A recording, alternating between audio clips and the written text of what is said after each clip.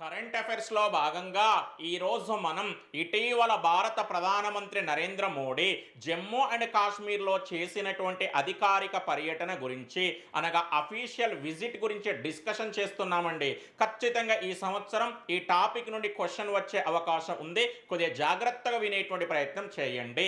అసలు భారత ప్రధానమంత్రి నరేంద్ర మోడీ జమ్మూ అండ్ కాశ్మీర్లో ఏ రోజు పర్యటించారు అంటే 2022 ఏప్రిల్ 24న.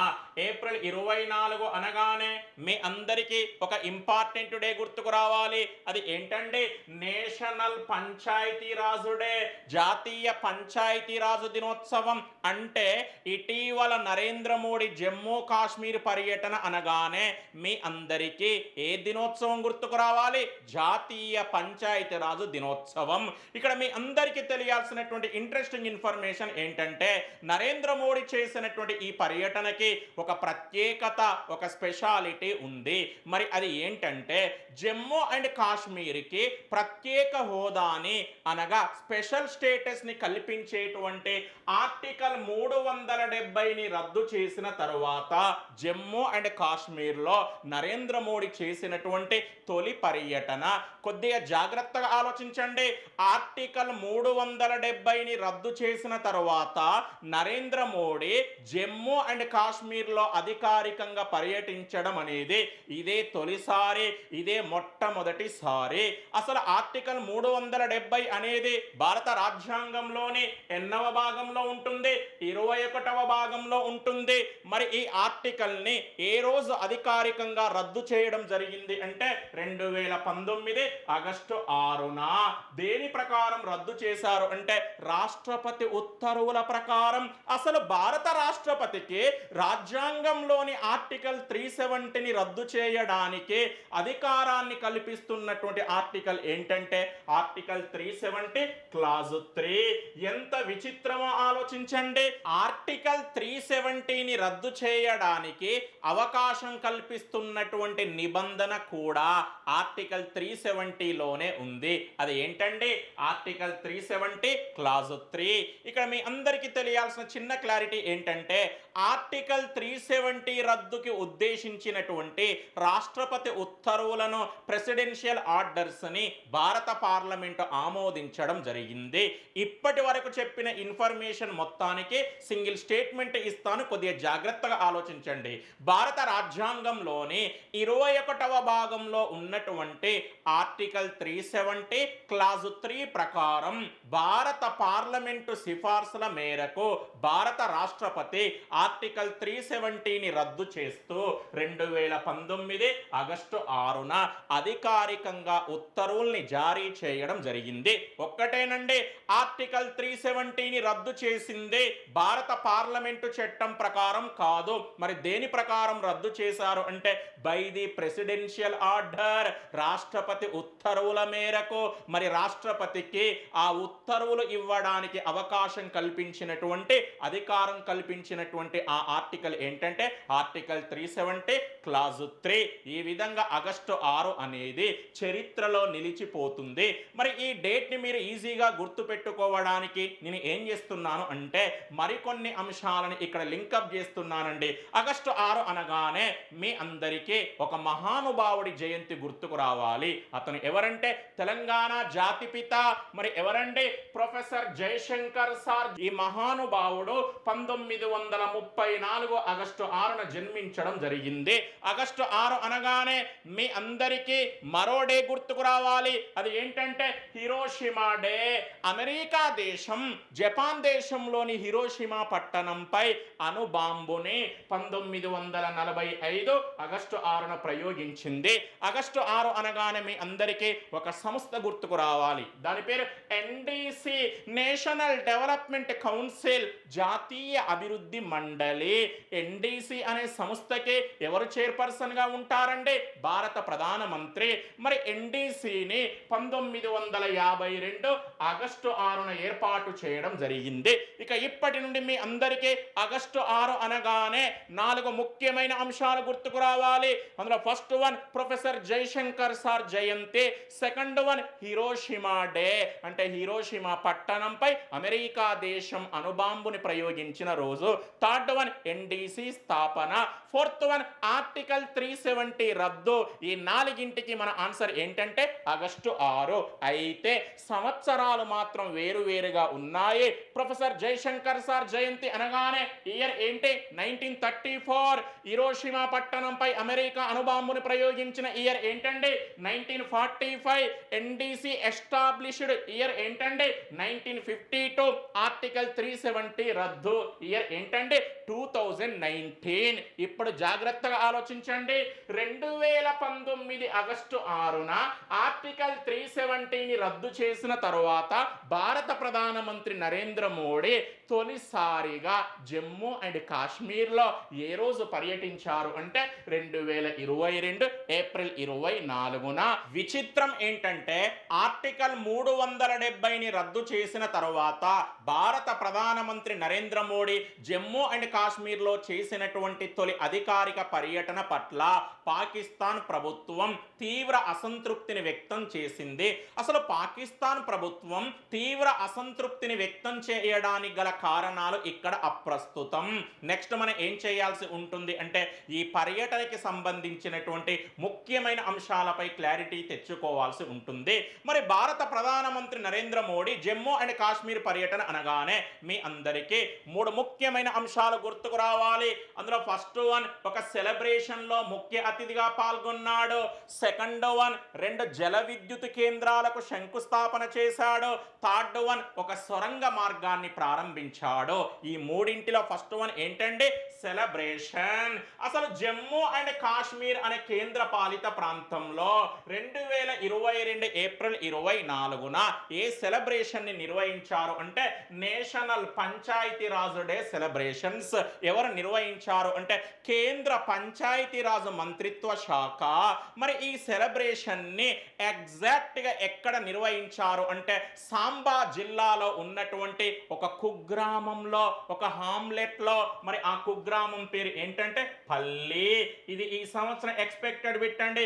క్వశ్చన్ చాలా సింపుల్ అడుగుతాడండి. కేంద్ర పంచాయతీరాజ్ మంత్రిత్వ శాఖ 2022లో నేషనల్ పంచాయతీరాజ్ డే సెలబ్రేషన్స్ ని ఎక్కడ నిర్వహించింది? మన ఆన్సర్ ఏంటి? జమ్మూ అండ్ కాశ్మీర్. ఎగ్జాక్ట్ గా చెప్పాలి అంటే సాంబా జిల్లాలో ఉన్నటువంటి పల్లి అనేటువంటి కుగ్రామం. మరి ఈ సెలబ్రేషన్స్ కి ఎవరు చీఫ్ గెస్ట్ గా, ఎవరు ముఖ్య అతిథిగా హాజరయ్యారు అంటే భారత ప్రధానమంత్రి నరేంద్ర మోడీ. ఇక్కడ మీ అందరికీ తెలియాల్సినటువంటి ఇంట్రెస్టింగ్ ఇన్ఫర్మేషన్ ఏంటంటే ముఖ్య అతిథిగా హాజరైనటువంటి భారత ప్రధానమంత్రి నరేంద్ర మోడీ పల్లి గ్రామంలో ఏర్పాటు చేసినటువంటి అనగా పల్లి గ్రామంలో నిర్మించినటువంటి ఒక సౌర విద్యుత్ కేంద్రాన్ని, ఒక సోలార్ పవర్ ప్లాంట్ ని ప్రారంభించడం జరిగింది. మరి ఆ సౌర విద్యుత్ కేంద్రం యొక్క సామర్థ్యం కెపాసిటీ ఎంత అంటే 500 కిలోవాట్స్. యూనిట్స్ పై అద్భుతమైన క్లారిటీ ఉండాలి. మెగావాట్స్ కాదు, గిగావాట్స్ కాదు, ఏంటి? కిలోవాట్స్. అసలు ఈ సౌర విద్యుత్ కేంద్రాన్ని ఈ కుగ్రామంలో ఎవరు ఏర్పాటు చేశారు అంటే భారత ప్రభుత్వం. మరి ఏ కార్యక్రమం క్రింద ఏర్పాటు చేసింది అంటే గ్రామ్ స్వరాజ్ ఊర్జా. ఇక్కడ మీ అందరికీ తెలియాల్సిన విషయం ఏంటంటే గ్రామ్ స్వరాజ్ ఊర్జా అనే కార్యక్రమం క్రింద భారత ప్రభుత్వం పల్లి అనేటువంటి కుగ్రామంలో ఏర్పాటు చేసినటువంటి 500 కిలోవాట్ల సామర్థ్యాన్ని కలిగి ఉన్న సౌర విద్యుత్ కేంద్రాన్ని ప్రారంభిస్తూ భారత ప్రధానమంత్రి నరేంద్ర మోడీ పల్లి కుగ్రామాన్ని ఏ విధంగా అధికారికంగా ప్రకటించారు అంటే భారతదేశ మొట్టమొదటి కర్బన తటస్థ పంచాయతీ. సింపుల్ గా చెప్పాలి అంటే India's first carbon neutral Panchayat. ఇక్కడ మీ అందరికీ కర్బన తటస్థ, కార్బన్ న్యూట్రల్ అంటే ఏంటో క్లారిటీ ఉండాలి. మీ అందరికీ తెలియాల్సినటువంటి విషయం ఏంటంటే వాతావరణంలోకి విడుదల చేసేటువంటి మరియు వాతావరణం నుండి గ్రహించేటువంటి కార్బన్ని సమతుల్యం చేయడాన్ని కార్బన్ న్యూట్రల్ లేదా కర్బన తటస్థంగా పేర్కొనడం జరుగుతుంది. నేను సైంటిఫిక్ భాషలో చెబుతున్నాను, కొద్దిగా జాగ్రత్తగా పరిశీలించే ఆలోచించేటువంటి ప్రయత్నం చేయండి. వాతావరణంలోకి ఉద్గారించేటువంటి మరియు అదే వాతావరణం నుండి శోషించేటువంటి కార్బన్ని బ్యాలెన్స్ చేయడాన్ని ఏమంటామంటే కార్బన్ న్యూట్రల్. ఇంగ్లీష్లో చెప్పాలి అంటే balance between carbon emissions and carbon absorbing from atmosphere. ఈ విధంగా ఈ భారతదేశ చరిత్రలోనే మొట్టమొదటి కార్బన్ తటస్థ పంచాయతీ ఏంటంటే పల్లి. ఎక్కడ ఉంటుంది? సాంబా అనే జిల్లాలో. ఏ కేంద్ర పాలిత ప్రాంతంలో ఉంటుంది? జమ్మూ అండ్ కాశ్మీర్. ఒక్క మాటలో చెప్పాలి అంటే ఈ కుగ్రామం నుండి ఎంత మొత్తంలో అయితే కార్బన్ విడుదలవుతుందో అంత మొత్తంలోనే కార్బన్ శోషించబడుతుంది. దాని మూలంగా కార్బన్ అనేది న్యూట్రాలిటీ చేయబడుతుంది, తటస్థం చేయబడుతుంది. సెకండ్ అండి, మరి 2 జల విద్యుత్ ప్రాజెక్టులకు 2 హైడ్రో ఎలక్ట్రిక్ ప్రాజెక్ట్స్ కి శంకుస్థాపన చేశాడు, ఫౌండేషన్ స్టోన్ వేశాడు. విచిత్రం ఏంటంటే ఈ 2 జల విద్యుత్ ప్రాజెక్టులను ఒకే నదిపై నిర్మిస్తున్నారు. ఆ నది ఏంటంటే చీనాబ్.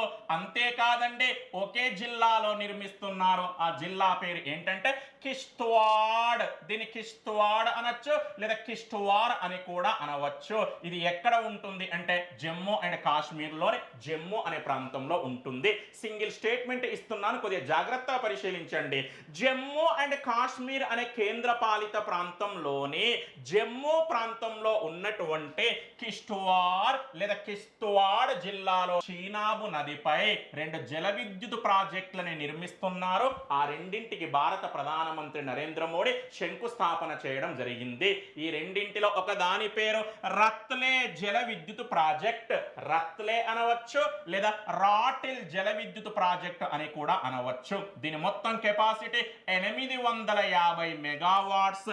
ఇక్కడ కిలోవాట్స్, ఇక్కడ మెగావాట్స్.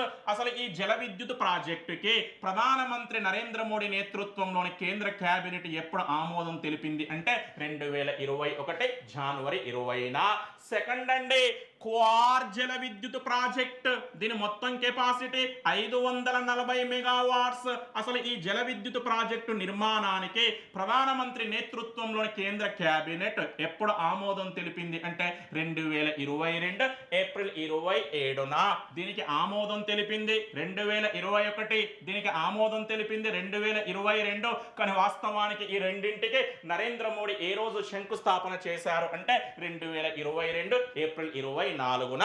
ఖచ్చితంగా ఇక్కడి నుండి క్వశ్చన్ అడుగుతాడు. కొద్దిగా సామర్థ్యాన్ని కూడా గుర్తు పెట్టుకోవాలి. 850 మెగావాట్స్, 540 మెగావాట్స్. ఇక్కడ మీ అందరికీ తెలియాల్సిన చిన్న క్లారిటీ ఏంటంటే ఈ 2 జల విద్యుత్ ప్రాజెక్టుల నిర్మాణాన్ని పాకిస్తాన్ ప్రభుత్వం తీవ్రంగా వ్యతిరేకిస్తుంది. ఎందుకోసం అంటే మన భారతదేశం గతంలో కుదిరినటువంటి సింధు నదీ జలాల ఒప్పందాన్ని, ఇండస్ వాటర్ ట్రీటీని ఉల్లంఘించి ఈ రెండింటిని చీనాబు నదిపై నిర్మిస్తుంది.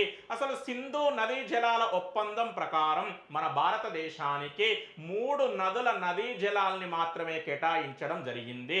ఆ మూడింటిని ఏ విధంగా గుర్తు పెట్టుకోవాలి అంటే చిన్న హింట్ ఉంది. అది ఏంటంటే BRS. B for Beas, R for Ravi, S for Sutlej. Beas, Ravi, Sutlej. కేవలం ఈ 3 నదుల యొక్క నదీ జలాల్ని మాత్రమే మనం ఉపయోగించుకోవడానికి అవకాశం ఉంది. చీనాబు నదీ జలాలు మనవి కావు, జీలం నదీ జలాలు మనవి కావు, సింధు నదీ జలాలు కూడా మనవి కావు. ఆ 3 నదుల నదీ జలాల్ని ఎవరికి కేటాయించారు అంటే పాకిస్తాన్కి. ఇప్పుడు మనం ఈ రెండింటిని ఏ నదిపై నిర్మిస్తున్నాం? చీనాబు నదిపై. చీనాబు నదీ జలాల్ని వాస్తవానికి ఎవరికి కేటాయించారు? పాకిస్తాన్కి. సింధు నదీ జలాల ఒప్పందంపై మనకు సపరేట్ క్లాస్ ఉంటుంది. నేను అక్కడ మీ అందరికీ అద్భుతమైన క్లారిటీ ఇస్తానండి. మరి ఈ 2 జల విద్యుత్ ప్రాజెక్టుల నిర్మాణానికి 2 సంస్థల మధ్య ఒక ఒప్పందం కుదిరింది. ఆ 2 సంస్థలలో ఫస్ట్ వన్ ఎన్హెచ్పిసి లిమిటెడ్. దీని పూర్తి పేరు national hydro electric power corporation limited. National hydro electric power corporation corporation limited.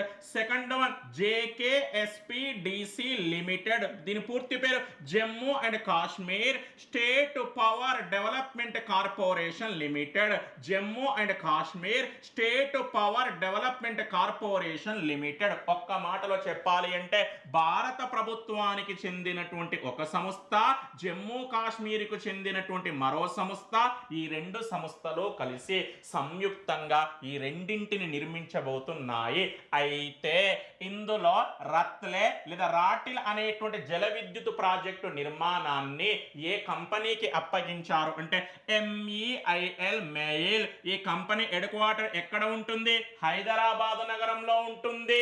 ఈ ప్రపంచంలోనే one of the famous engineering and infrastructures company ఏంటిది అంటే MEIL మెయిల్. దీని పూర్తి పేరు ఏంటంటే Megha engineering and infrastructures limited.